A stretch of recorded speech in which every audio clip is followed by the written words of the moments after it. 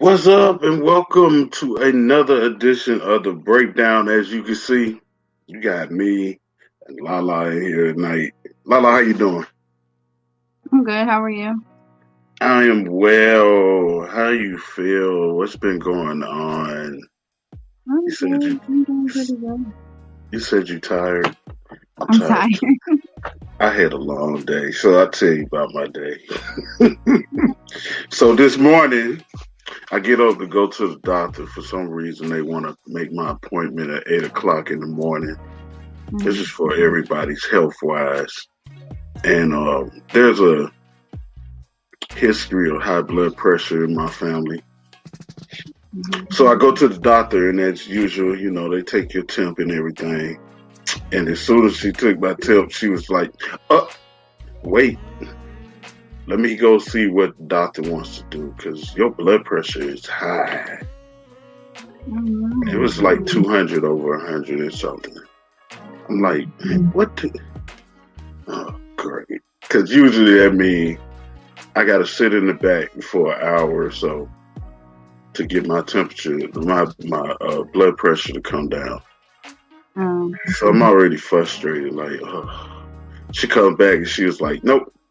She wants you to go to the emergency room so they can try to get it down. mhm. Oh, here we go.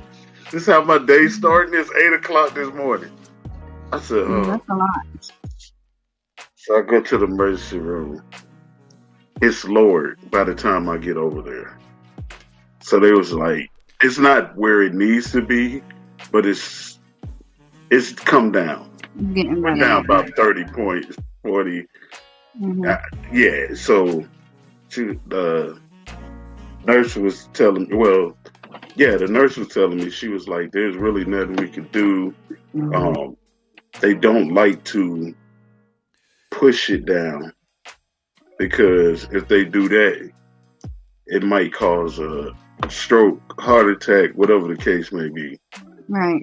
So I'm like, so I just came over here for nothing. All right, I go back to the doctor. Every time I go to the doctor, she fuss at me because for one reason or another, I miss appointments. Hmm. Either I don't have no transportation. I live way across town. I ain't got no Hmm. transport. I ain't got this. I ain't got. So she's fussing at me about that. Oh, your mom's out there. Bring your mom back with you. I'm like, oh.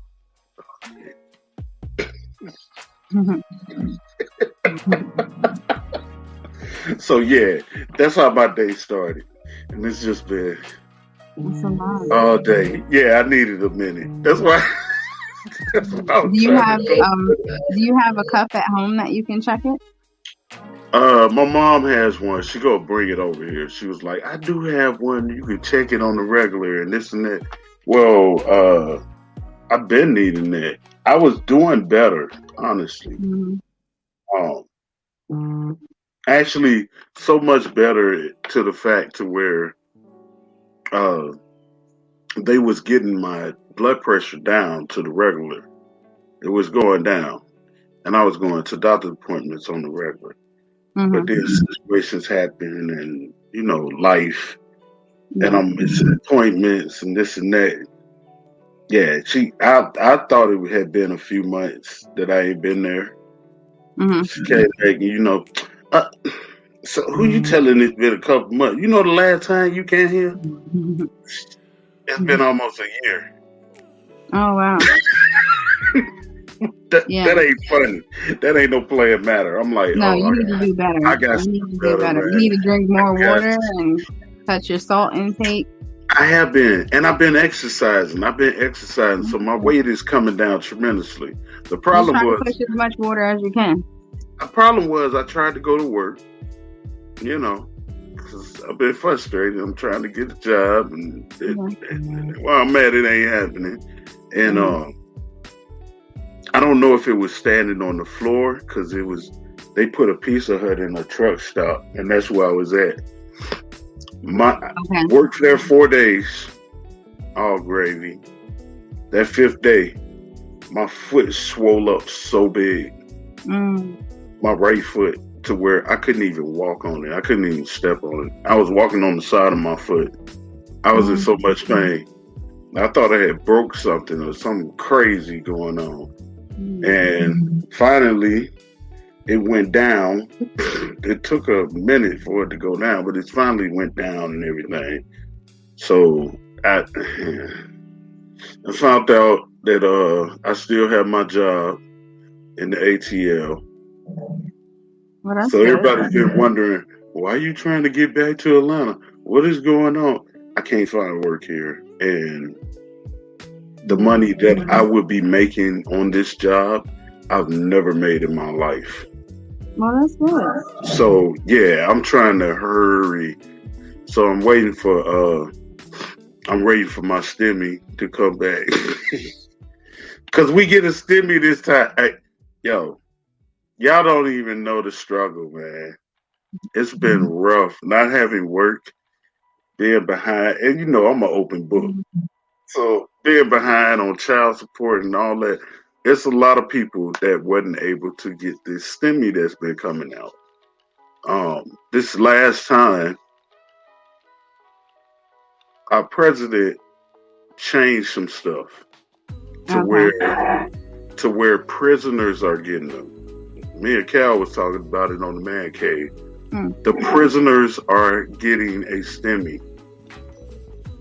And Cal knows this because he works in the system. And he was like, it was a lot of people that didn't have money on their books for one reason or another. And now they got money on their books. So, yeah. So I'm just hurry up. Well, hopefully it comes so you can... Just hurry up. Come on, man. Yeah. But yeah, so you said everything been good with you. Yeah. Your little mini me. Yeah, he's good. So, okay, let's talk. Tonight I named the show Let's Talk. Before we jump into that, shout out to the judge and everything that's going on in this case, the George Floyd case. Yeah. I didn't get a chance to say it. Well, it didn't happen last week. So, yeah, to everybody that was on the jury, I was scared for a minute. What was your initial thoughts? Because I was scared the way the judge was talking. I think we all held our breath like that. I think a lot of people. But my thinking was, it's 4 of us on the jury. There's no way. Yeah. That was just my thoughts. Like, if they come back with something other than, and this was my deal. I was like, well, he might get off on 1 or 2 of them. That's what I was thinking. The main one he wasn't gonna get. Yeah. So I was like, this finna be one. Because they ain't gonna get him on that man. On all charges. I mean, I think the thing now is, what is the sentencing gonna look like? Right. Because it's not first degree murder. It was like, second degree murder and involuntary manslaughter or something like that. Yeah. And so, those they don't carry life. I don't think. I mean, I'm not, I can't give any advice or, I'm not. The charges were. But just from cases that I've seen, it could go. They could. Either way, don't quote me on the years, but let's say they say, okay, well, we're just, we'll send you to 8 years in prison. I think he'll get more than 8. I'm gonna say I'm thinking. It's just me thinking, because I'm hoping. I was hoping and praying, because if it would have went the other way, it was gonna be issue. They was already worried. Yeah, they should have. That's what I said. They knew better. The military was everywhere. I just hope that they carry through on the sentencing, because like I said. Now, and again, I'm not a lawyer or anybody that studies law, so I don't know what those charges carry. Carry, yeah. Yeah, well, I don't know. But I'm just saying that I have seen cases where, someone has, lost their life and it wasn't like a first degree murder. So they ended up getting, The charges were second degree murder, third degree murder, and manslaughter. That's what the charges were. The other thing that people are talking about on this case is his partners. They're coming up next.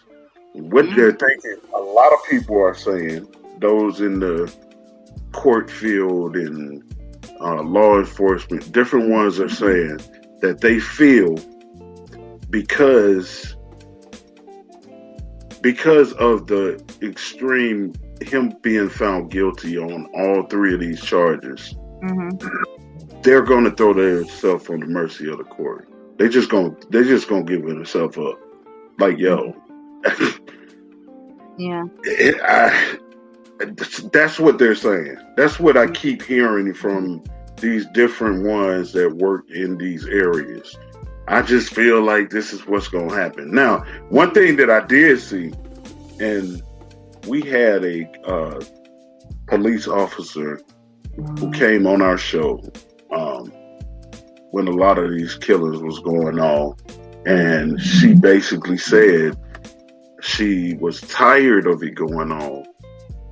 The way that cops were killing people left and right. This is just getting tiring. I can't deal with it. I'm tired of hearing about it. I'm tired of seeing it. She was one of the cops that were voicing their opinion via social media, big time. Long story short, she lost her job because of that. And now she's very voicing her opinion now. I'm gonna have to get her back on the show. But we talk. Well, I'm on her friends list on Facebook and talk to her every once in a while, one-on-one. But she voices her opinion big time. She's also in Atlanta. She moved to Atlanta, I want to say it was like 2 years ago. And she's very out in the community, fighting for the rights of people. That's her whole goal right now. Okay. So she's gun ho with it. And I would say this. When she came out, there weren't a lot of cops saying anything. She was one of the main ones that everybody saw all over Facebook, all over Twitter. She was gun ho. She was saying it. And of course, she's black. She's other people. This case here, in particular, what I saw and I don't know if you saw this. You can tell me if you saw it. Social media, Facebook, Instagram. I saw a lot of cops speaking. A lot of them. And majority of the cops that I saw, unbeknownst to me, were Caucasian. This is tripping me out. They've been quiet for the longest. They ain't really been saying nothing. This time here, they spoke big time. I don't know if it was her being this last thing that happened, and I'll go into that. Not 30 minutes after the case came down and the verdict was read, a young lady lost her life by a cop's hand. Basically, the case, what it was, and that's basically what I want to talk about tonight. That's why I went through all of that to get here. A young lady, from what we were being told on Facebook in these different lives and all of this different stuff, was that this young lady was being threatened by this group of girls, that she was going to get jumped. And one thing led to another. She had a knife in her hand. from what I'm understanding, this happened in Columbus, Ohio. From what I'm understanding and been told and seen in these live videos was that the young lady, basically, I don't know if it was social media or phone call or what, but the girls pulled up to her crib. Mm-hmm. This is what happened. They pulled up to her crib, and they've been saying her age was 14, 15. Now the police have, I think it was the police that released a statement and said that she was actually 16. They pulled up to her crib, and she went outside with this knife.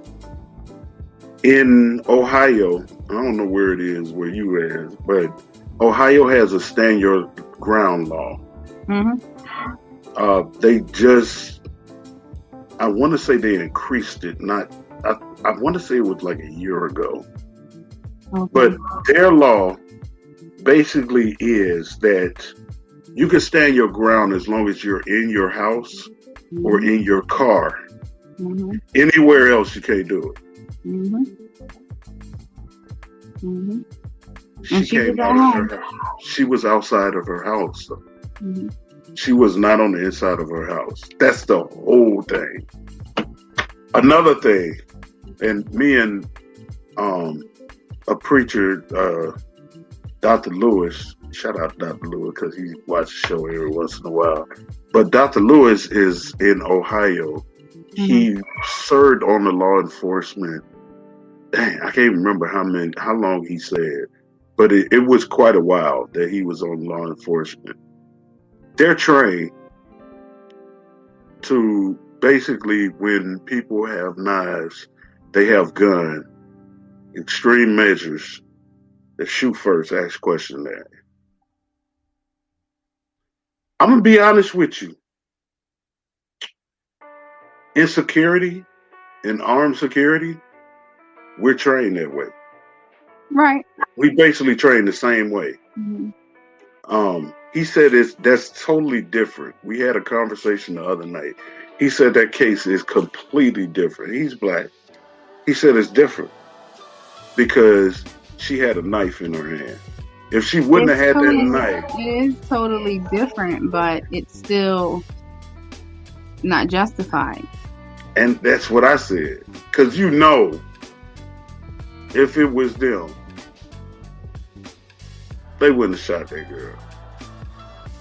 Well, I don't think the officer did his job. No, he didn't at all. Regardless, if we take race and age out of the equation, right? Well, let's not take age out of the equation, but if we take race out, right? It wasn't handled properly because these are teens that are outside, tussling around, whatever. Like, he could have pulled pepper spray. And when he pulled up, looking at the body cam footage, there was no sirens. There was no, he didn't announce himself. He got out, the tussle happened in front of him. The girl in the pink jumped on to the other, jumped on to the young lady that lost her life. And she turned around and started to fight her, pushed her to the car, whatever the case may be. At that point, I just feel like he could have said, everybody hands up, or I'll shoot, something,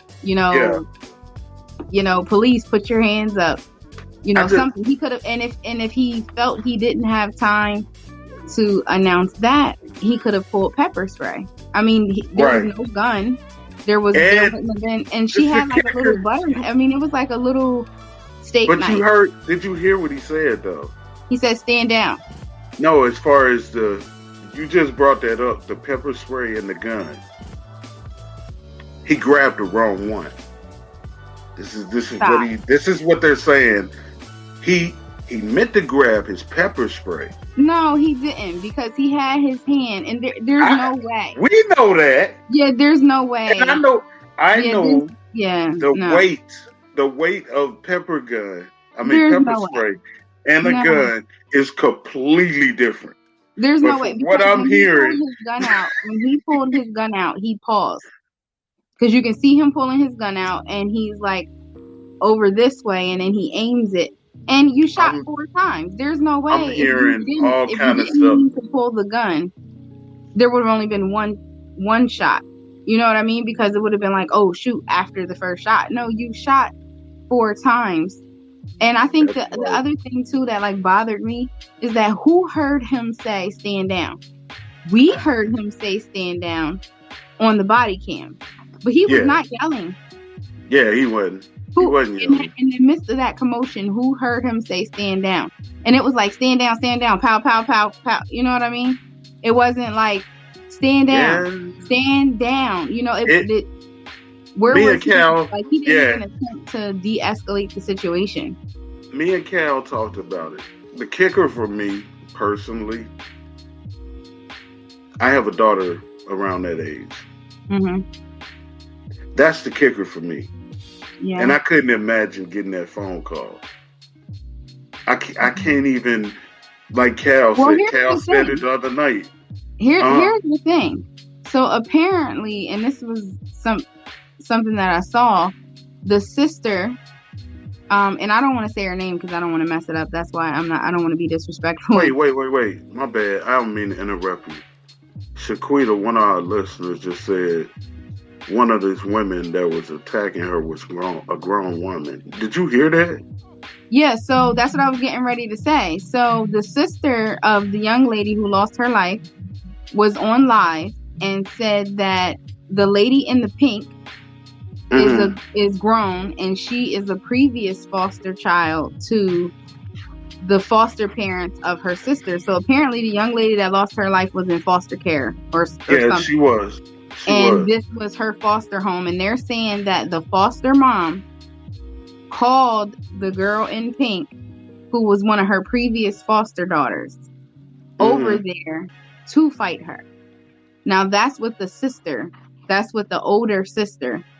Wow, there's a live video. So I'm not saying that I know this to be true. I'm saying what I heard from the live video someone shared.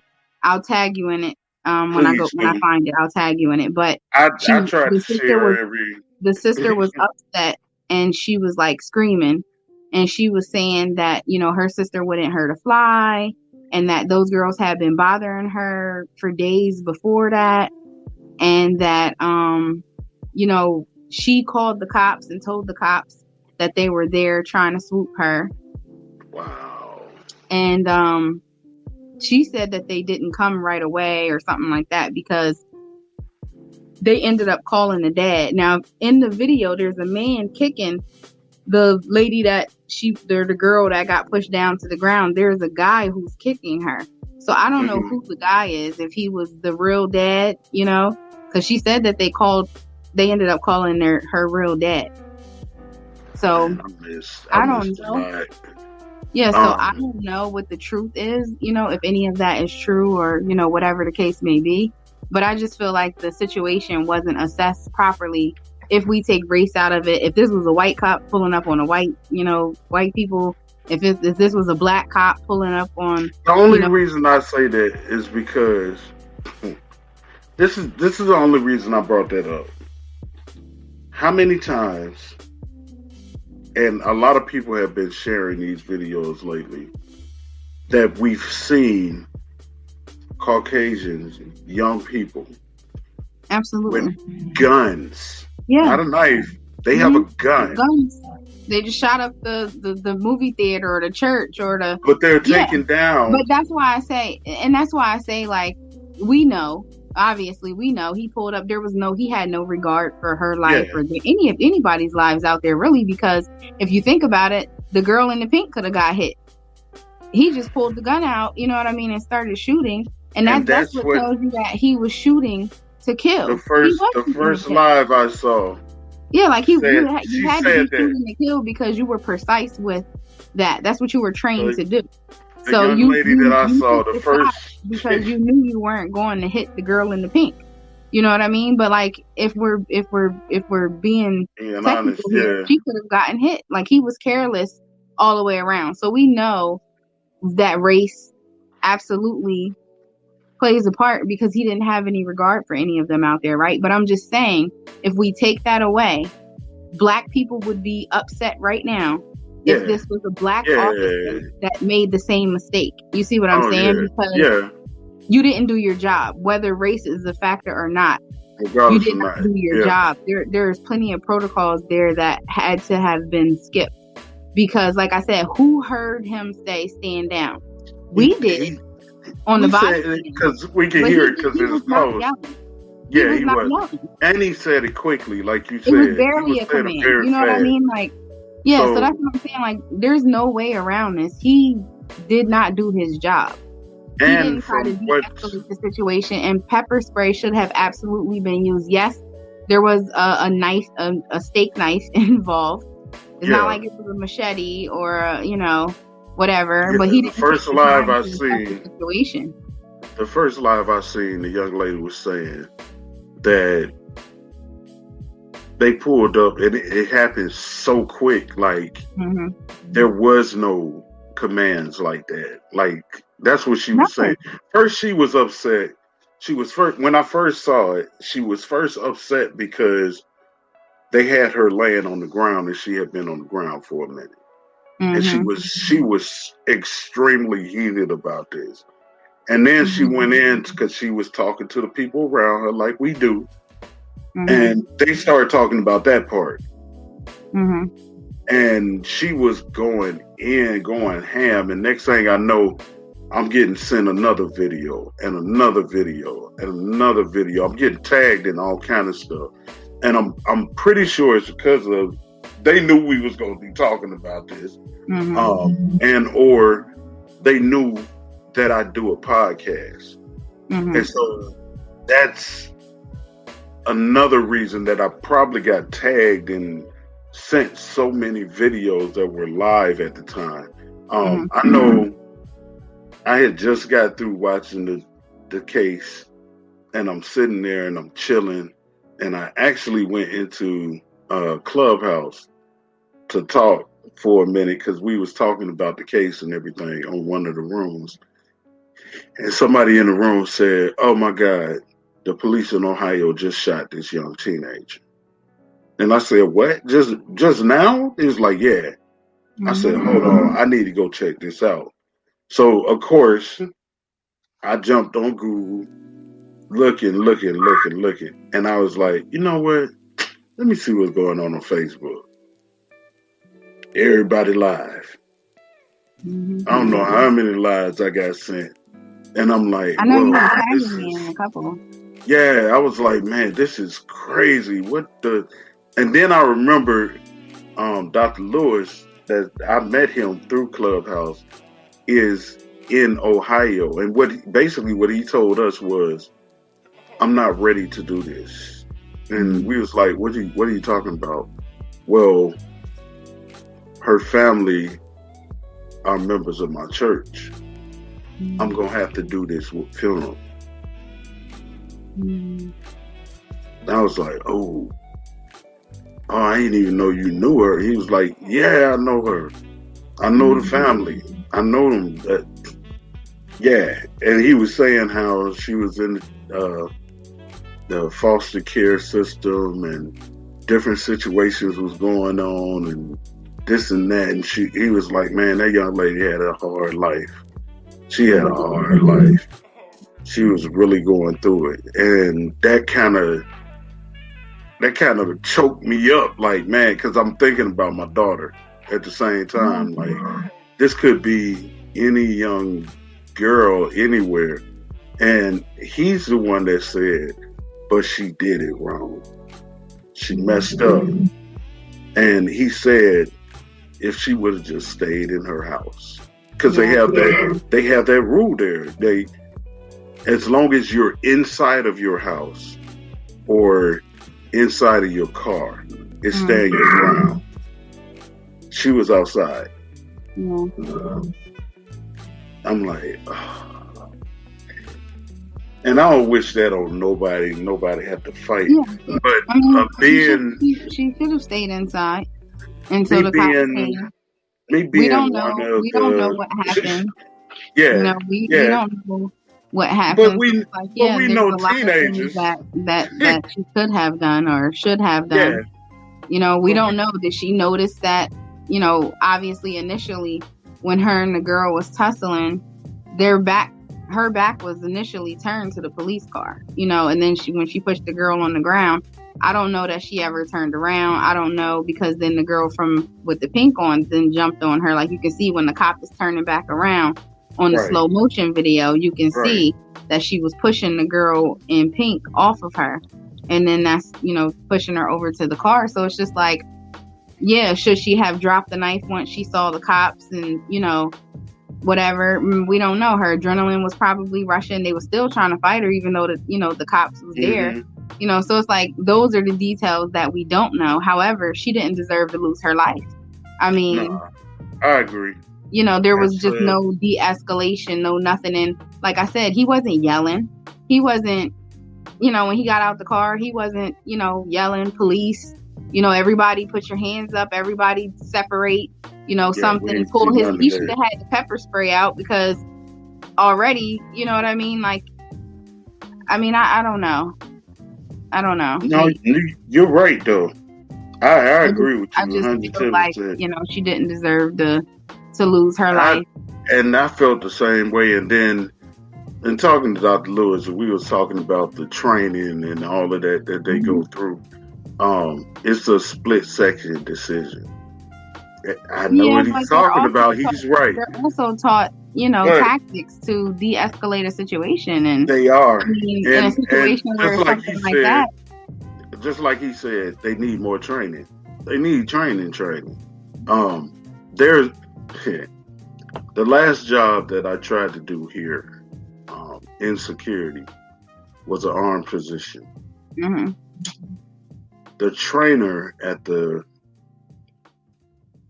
place where they do the gun range, personally, didn't like the way that I was holding my gun. There's a certain specific way that he wants the gun. He wanted the gun held. I've never done that before, the way he was showing me. And I was like, bro, this is awkward. I don't even know how you would hold it that way. And then a couple of times while shooting, my gun jammed. And he came to me quick and said, that's because you ain't holding it the right way. Mm-hmm. This is how you need to hold it. And it was so awkward. Like my arm was stiffed up because of the way that I was holding the gun. That one time, he kept talking to the rest of them. They was messing up. And he said, the next time somebody mess up, they done. And I was the one he said messed up. He was like, just go meet me back in the classroom. That's what just not too long ago happened. Oh, wow. Went back to the classroom and I was like, this is crazy. The honest to God truth, I didn't want to do this job. Mm-hmm. The pay wasn't right. To be carrying, the pay was all wrong. I ain't never got paid that less of money to be carrying a gun on me while working. The same time, I needed a job. Like I need a job. I gotta work somewhere. So it was kind of devastating, but in a way, it was like, you know what? It ain't meant. This ain't right, because you really don't want to have to shoot nobody, right? You don't want to have to make that decision. I've carried. Let's see. The last job I carried on, I did it for a year and a half. Basically, I got this job in Atlanta because I was living at this place, and a position came open, and it was basically them seeing me every day, me speaking while I'm driving through the gate, talking to the management when I go down there to pay my, pay for my rent and stuff. And they stopped me and said, "Hey, when you get a chance, come to the office." Okay. I go to the office one day and I was like, "Yeah, I ain't doing nothing. I'm off today. What's up? What's good?" They pulled me back into the office, back, where the private office was, and said, "Yo, we've been working with different security teams. We want to pull somebody in to work on the inside." And I was like, "Security?" He was like, "Yeah." He told me the amount that I would get paid. And he said, "You won't have to pay rent." What? For real? He was like, "Yeah, you get your place for free, and we'll pay you this amount in a week, every week." And the amount that he quoted to me, I like, "You serious?" He's like, "Yeah." I was making over $1,000 a week, every 2 weeks, should I say. So I was like, well, I signed up. He said, "Yo, we gonna have to come back and do this the proper way now. I can't just do this right away." I'm like, "All right, just let me know." And it just worked out to where at the time I didn't know it, but a shift was happening. Right. And I was on the chopping block. I had no idea. God just set that up. And I was like, "Oh, this is what's up." That's okay. I wasn't even tripping about losing the other job. And I would work and I carried on that job, that job that I worked. Did it for a good little minute. But you know how it is. People always hate it. Well, I'm glad that in the time that you carried, you didn't have to make that type of decision. I never had that issue. My whole job there was basically evictions. When people had to be evicted, 9 times out of 10, I was the one evicting people. I was the one going up and knocking on the door and saying, "Hey, y'all got to be out." Putting my key card in, opening their door, and putting these people out of the place. Right. That was me. That's dangerous. It is. Yeah, that's dangerous. Because you never know.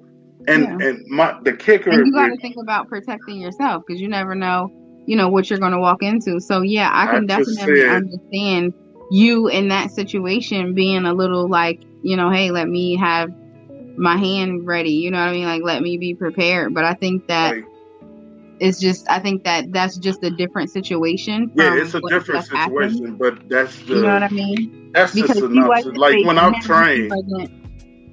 Yeah, I was just using that. Like the training is different. Right. So I hear what they're saying, and I understand that because not me even being a cop, but an armed security, we're trained the same way.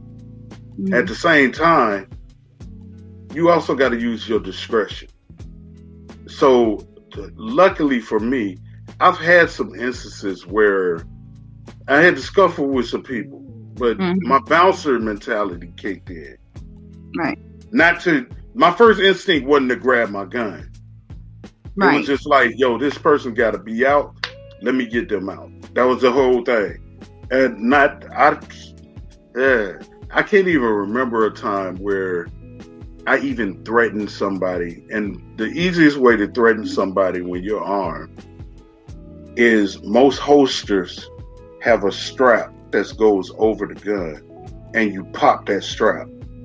That's the easiest way to threaten somebody because they'll move back like, "Wait, man, what you finna do?"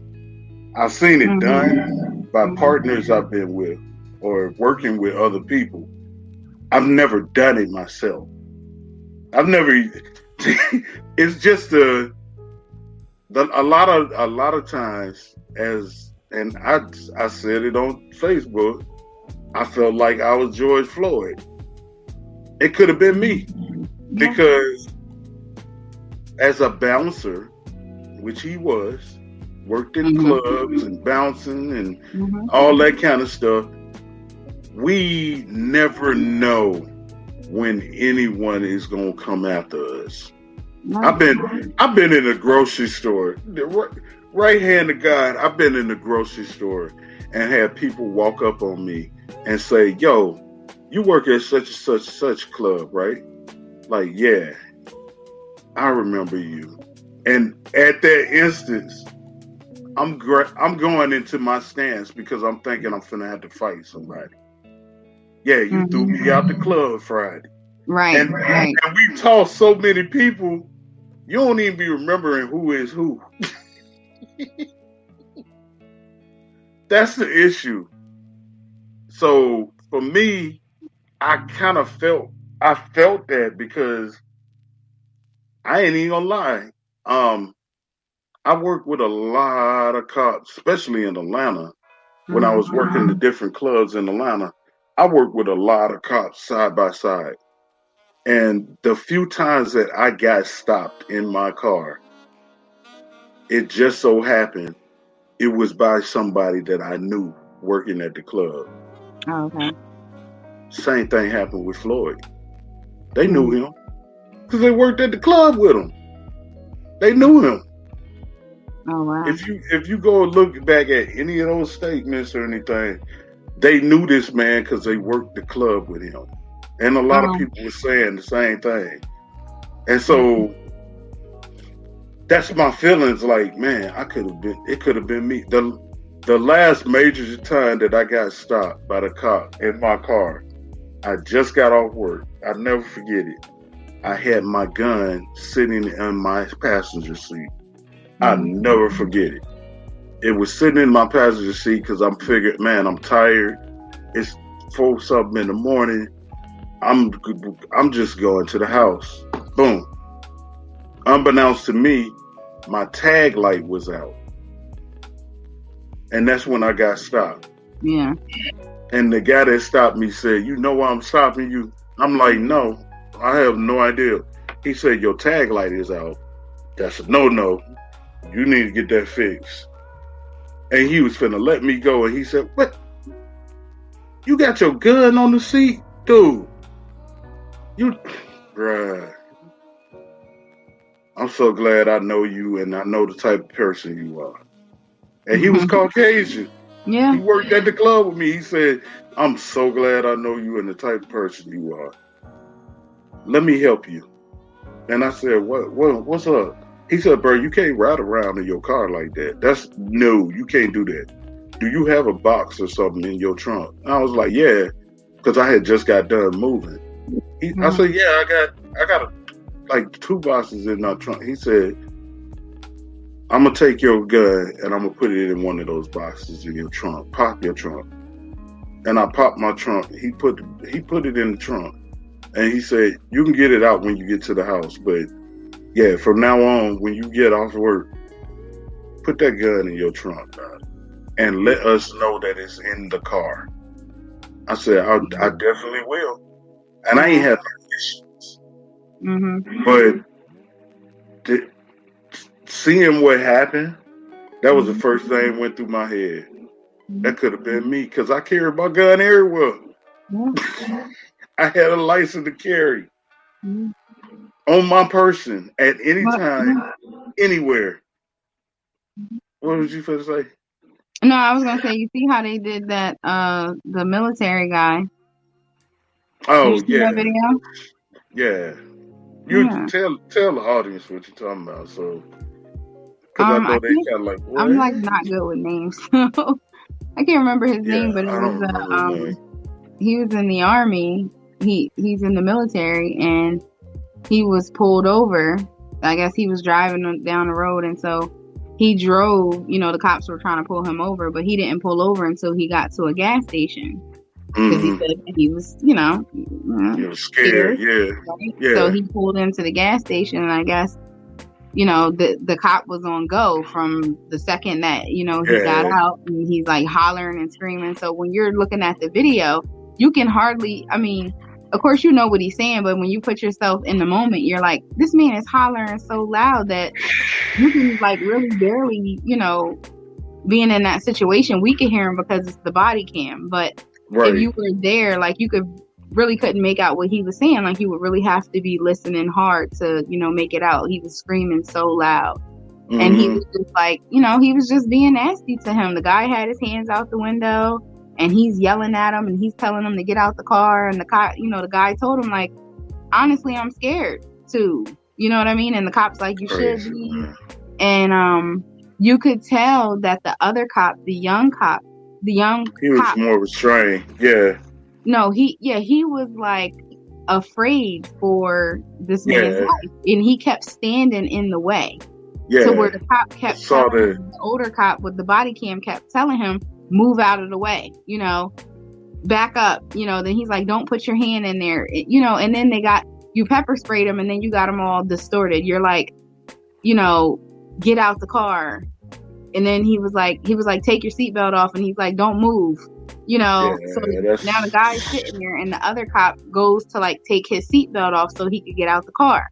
And the other cop is yelling at him, don't reach in there, don't reach in there. But that cop was trying to save his life. I don't care what nobody says. Yeah, that's what I said. Standing in the way, so that I think he was afraid for the man's life. He was. You could tell it in his face. You can tell in his expressions. He was. Yeah, because he was trying to tell him, like, sir, can you just, like he was trying to tell him, like, just, please. He was like begging him to just do what the guy was saying, because you could tell that he was just throwing around, his power. Case of good cop, bad cop. And you would think that because he was in military uniform and all of that, like I know they ran the tags when they were running up on him the whole time that he was driving to pull over. So it's like, that he's in the military. And then when he said to him, like, what are you, something, and he was like, I'm a sergeant. That's how he called him, lieutenant or something. Yeah. Yeah. He did. He said something. He called him something. He's like, what are you? He basically was, to me, he had an attitude. He's like, well, what are you? Whatever he said, and then the cop, the guy told him what he was, and it's just like, so you recognize that he's military and you're still treating him like trash. Well, I mean. So I just said to say that they wouldn't care that you were licensed to carry your gun. Yeah, you know what I mean? Like, they would automatically. I mean, Floyd was licensed. He had his license. Now, if he was licensed to have his gun on him at all times, that I don't know. There are different licenses, but there's open carry license, where actually if you have an open carry license, and I think it depends on the state that you're in, you can carry your gun anywhere, as long as the business or propriety doesn't have a sign in the store saying no weapons allowed. Okay. If you have your weapon on you, you can carry it wherever you want to go. I've seen it done plenty of times. The issue with that is we're getting shot up because we got weapons. That's the whole deal. I mean, you're getting shot up when you don't have weapons. So. Yeah, and so I've never open carried myself. I had the license, but I wasn't bold enough to put it on me and just walk around. I don't know. I was just too fearful that something would happen. And this was around, when I got mine, this was around when all this killing started. So I was like, Dad, there's nah. Me and my brother had this conversation. I told him, I said, Dad, there's no way, Dad. I can't do it. He was like, but you got your license, and I understand what you're saying, though, dog, because it's a lot of that have their license. Right. I understand where you're coming from, because, like, me now, like, I'm not licensed to carry. I have the ability to defend my home if I need to, but I'm not licensed to carry. And it's like, I had filled out the paperwork, to get my license to carry. But it's just, that's a hard decision. I don't really ever want to be put in a situation where I have to make the decision if what I'm doing is right. You know what I mean? If this is, I just never want to be put in a place. Obviously, you come through my door, and you're not supposed to, then there's no question about if I'm right or wrong. And that was my deal. Situation. Like, I never thought about, well, I was in my 30s. Yeah. I never thought about even carrying. All these years that I was doing security, I never thought about getting into armed security. That was a farthest thing from my mind. I did know they make substantially more than just regular security, but I've never thought about getting into it because I enjoyed the line of work that I was working in at the time. Right. And the only reason that I got a weapon was that job that I was talking about. They said, I mean, it's a job. We want you. He was like, we want you armed. Yeah, I mean, like, just like for a police officer, it's a job, you're doing your job. But, the thing is that, and I'm sure nobody ever just wants to be like, oh, I'm going to, kill somebody today. I mean, maybe they do, but I don't know, but I don't think anybody wants to like really have to make that decision. So I'm not saying that, people don't make mistakes in making those decisions, but right is right and wrong is wrong. There could have been some steps taken to de-escalate the situation, like by making a better announcement than what he did. I mean, because like I said, if you go back and you watch the video when he's like, stand down, pow, pow, pow, pow, like I don't know who heard him say that. I don't know that anybody heard him, say that. So I think he just didn't do enough. And like I said, I feel like it should have been a pepper spray situation before it would ever become, a gun situation. Ultimately, you're trying to stop the girl in the pink from getting stabbed with a steak knife. Which if you look at how she was holding the knife, she probably would have sliced her this way instead of going in and, getting any organs. But I know that's like a after the fact kind of thing. But if you think about it, he's trying to stop her from getting stabbed, but he just shot in her direction. What if she would have got shot anyway? And that's because he's licensed to kill. He's trained to kill. He's trained to kill. So there's no way he could say he didn't know that it was a gun. Some of them are. I mean, I'm gonna still say, like, everybody's been calling for the bringing down the police force. There are countries that don't have police force, and they're talking about defunding the cops and all this different thing. I'm gonna just say there are some good cops out here. Absolutely, there's still some good ones out here. Not after the police force. That's not what I'm saying at all. But that's not what defund the police means. It means don't let them commit crimes and neglect on the job, and then still go and collect the pension. There's a lot of people out here that's saying other stuff, and I just want to make sure I make that clear. Like, us, that is not what we're saying at all. Right. I know a bunch of great cops. Matter of fact, the reason I wanted to get into security, when I was younger, there was a cop, rest his soul, that lived on my street that I grew up on, Cole Street in Selma. And his name was Mr. Jones. Mr. Jones was the coolest man ever. He lived right next door to us. And that man would speak to us every day. We'd be outside playing, and he'll stop whatever he was doing and come over and talk to us. He was one of the...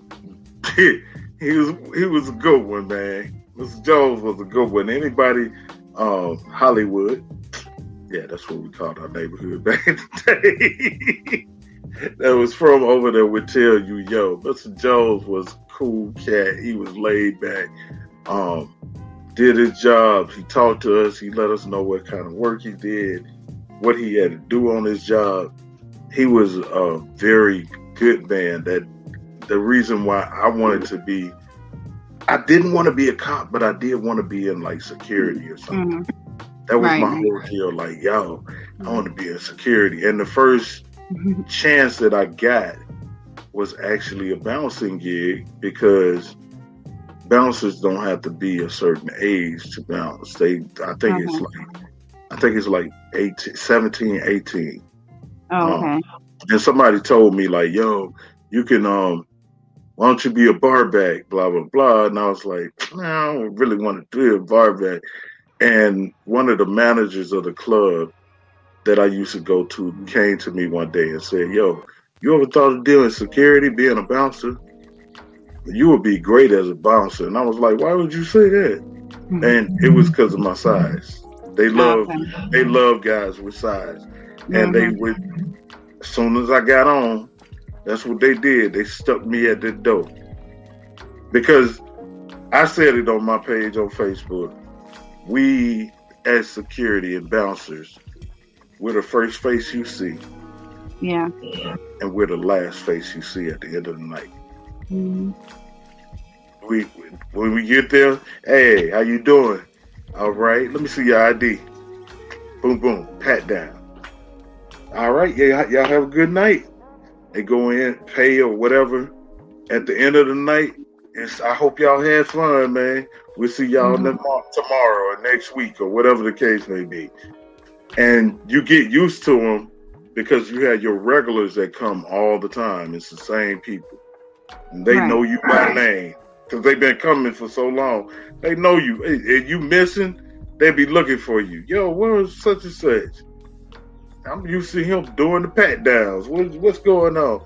So yeah, they love us because it's a intimidation tactic. That's basically what it is.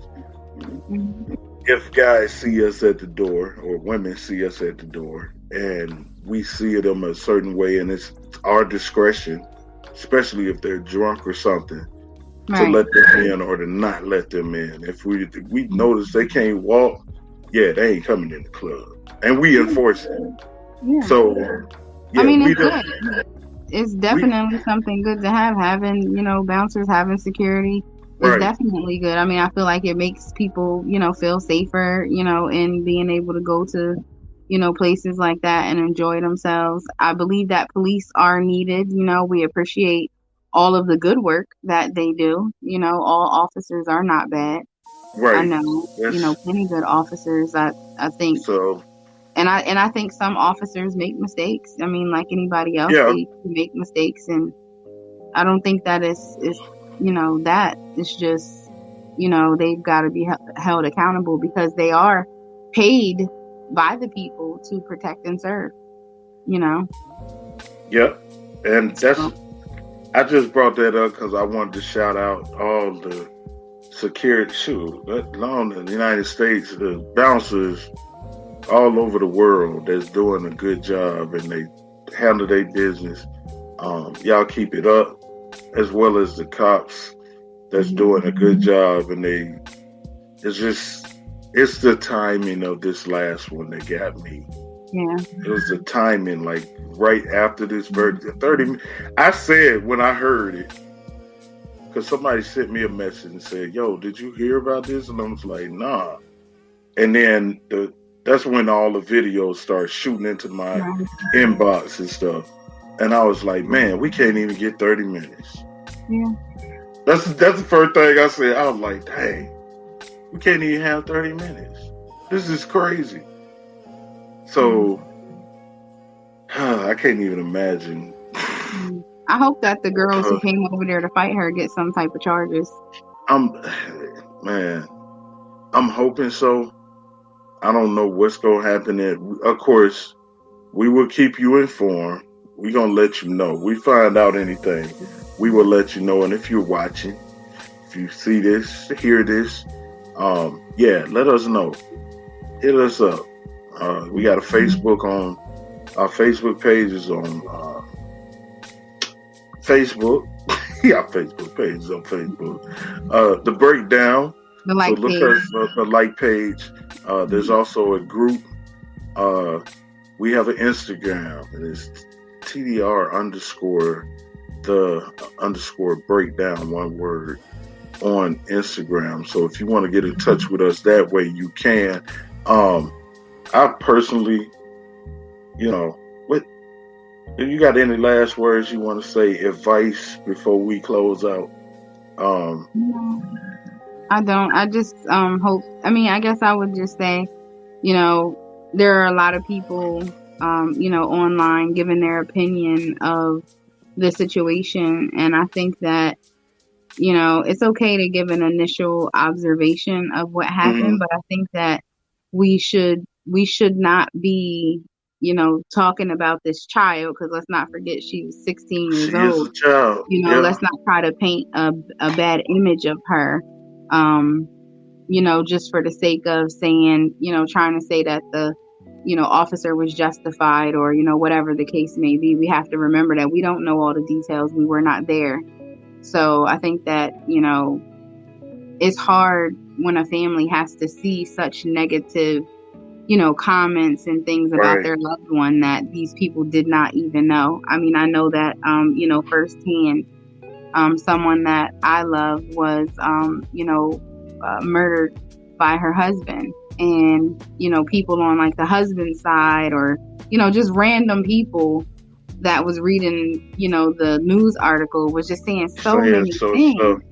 Yeah, and Yeah. it's like, you don't even know what you're talking about. That's not even true. That's not what happened. That's not, So I think we Yeah. have to, just keep in mind that she has a family and people that loved her, and we should keep the negative comments about, any negative speculation regarding her.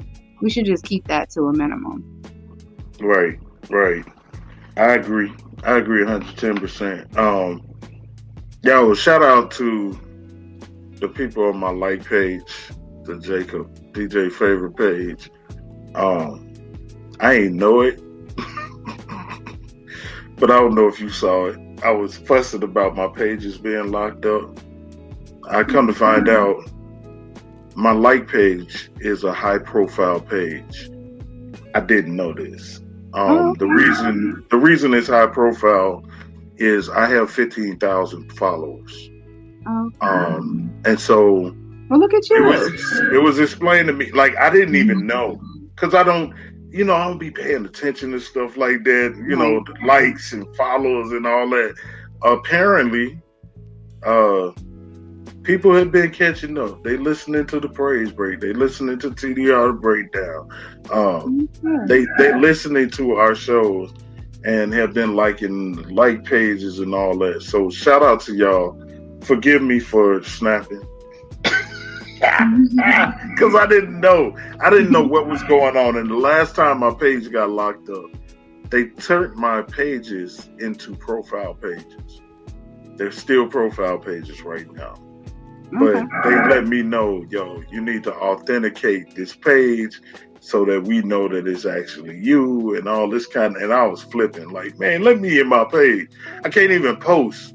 So I was, because I got Instagram connected, I was posting through Instagram. But yeah, shout out to y'all. Much love to you. Yeah, we'll be around real soon. We'll do another show. So y'all pay attention to our like page, pay attention to the group. Um the Instagram page. We'll let y'all know what's going on. And till next time, don't break down. We'll talk to y'all later. Peace.